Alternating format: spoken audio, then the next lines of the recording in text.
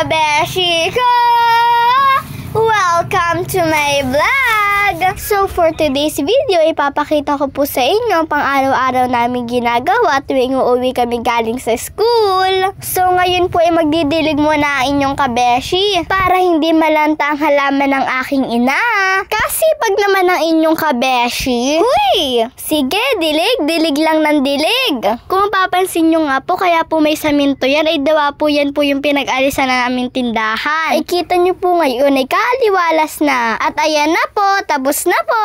At di naman ho tayo sa sunod. Ari naman hong kapatid ko, napakasipag din ho na rin. Si Ate Casey. Ay iyan hong kapatid ko. Yan pagkakadating ho din sa amin galing sa school nagkukusa na ho agad maglinis. Hindi na po sinasabihan. Ay syempre ho, sino pa naman ho maglilinis din sa amin? Syempre mga ate ko ho. Ang ina din naman ho ay paminsan-minsan na lang napunta din sa amin At syempre nagtitinda ho doon. Ay siya, balik na ho ulit tayo din sa pagwawalis sa aking kapatid. Ay talagang napakarami ng nawalis. Ay puno na ang basurahan Ay ari naman si paring Consel dyan. Ay pinutol na rin sanga ng niyog. Ay kaya rin ho yan pinutol. Ay napakababa po. Kung makikita nyo po nung una, yung hindi pa po yan napuputol. At ayan na po, patapos na po magwalis. At itatapon na ho natin na rin sanga ng niyog para malinis na agad. Di kayo sabi nga ho, pag natutulungan ay madaling matatapos ang mga gawain. Kaya kita nyo ho, di kayo patapos na. Konti na lang. Ayan, pinabilis na ng kaunti.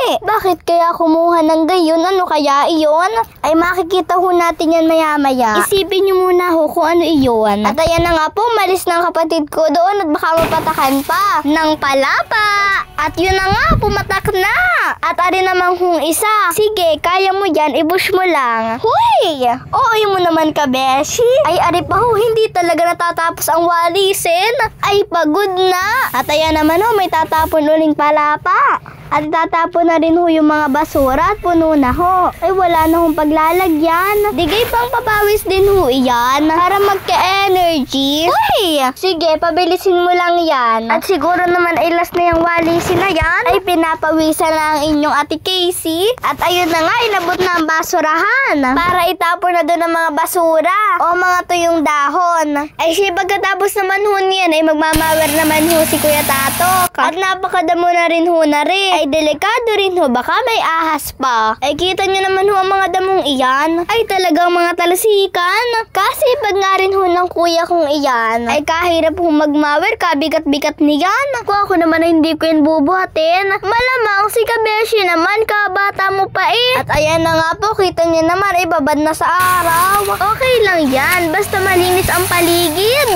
Ay shoutout naman po kay Long Hair. Ay naghuwantahan pa ang dalawa. Ano naman kayang pinag-uusapan? Ay iyon, umalis na. Ay sige, tuloy ho ulit tayo din sa pagmamawer. At maunti-unti na lang din ho ang mamaweran dyan. Yan na lang po mga gilid-gilid. At dyan po ay mahaba na ang mga damo Ay talagang tamang-tamang maweran. Ayan na nga, kahit yung mga siksik na yan ay ating mamaweran. Ang naghahanap ng mga habang damo ay iyon. Sige, palinisin mo lang yan. At mamaya ay kay may merienda sa akin. Uy! Parang may pamemerienda si kabeshi nyo. Kahit wala naman. Ay siya, balik na ho tayo din Ay din naman ho si Kuya Tatok nagmamawer sa gilid. At din rin ho may mga damo. Saka may mga basurahan ho din kada tingnan pag mahahaba ang mga damo.